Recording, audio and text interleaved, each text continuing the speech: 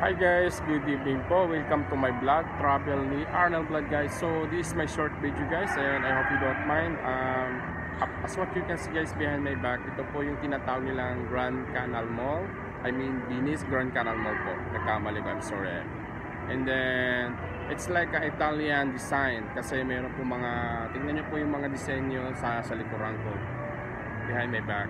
Grabe, napakaganda po guys ng lugar na to. Ito yung pinagmamalaki ng Taguig City guys. So guys, hindi ko muna ito patatagalin guys kasi ako po yung nagmamadali din. And besides, na-flex ko naman po kahit konti ang aking pagbibideo dito guys. So thank you so much guys and happy viewing to everyone. So ito na po yun Hindi makikita nyo, dati pinapanood ko lang ito sa mga TikTok and videos ng YouTube, pero now they are here. So guys, thank you so much guys. If you like my video, please don't forget to subscribe and like and share, okay? Para lagi kayong update sa aking mga video vlog na ina-upload.